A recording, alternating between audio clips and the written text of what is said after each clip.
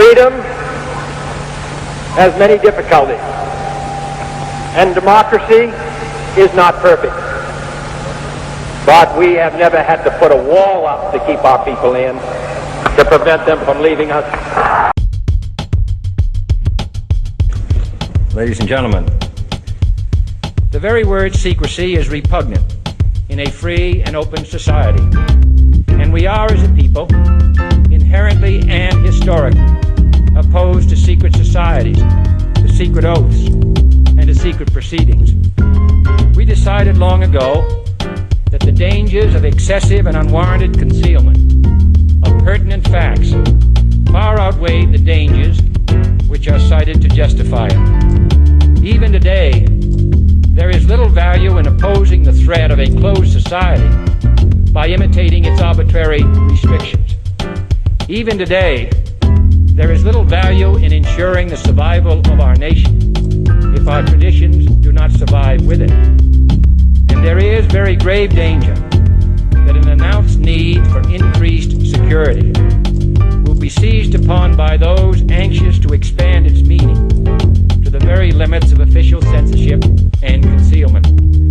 That I do not intend to permit to the extent that it's in my control.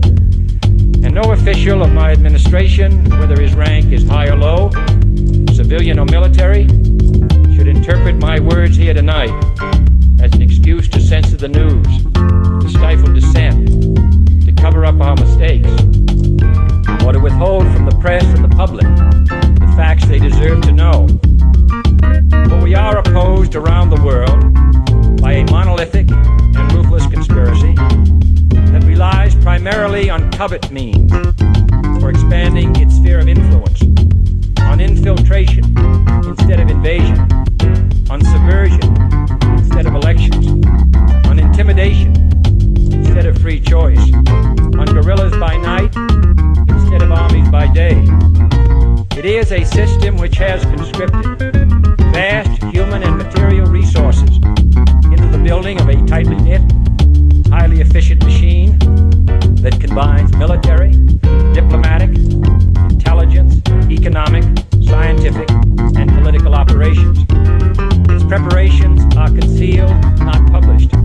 Its mistakes are buried, not headlined. Its dissenters are silenced, not praised. No expenditure is questioned, no rumor is printed, no secret is revealed. No president should fear public scrutiny of his program, for from that scrutiny comes understanding, and from that understanding comes support or opposition, and both are necessary. I am not asking your newspapers to support an administration, but I am asking your help in the tremendous task of informing and alerting the American people. For I have complete confidence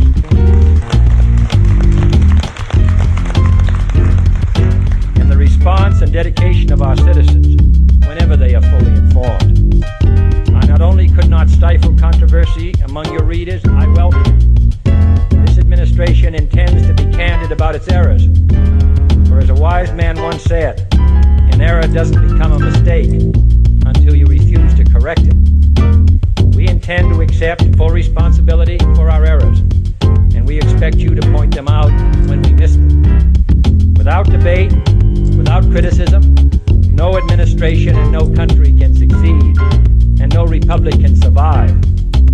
That is why the Athenian lawmaker Solon decreed it a crime for any citizen to shrink from controversy. And that is why our press was protected by the First Amendment, the only business in America specifically protected by the Constitution, not primarily to amuse and entertain,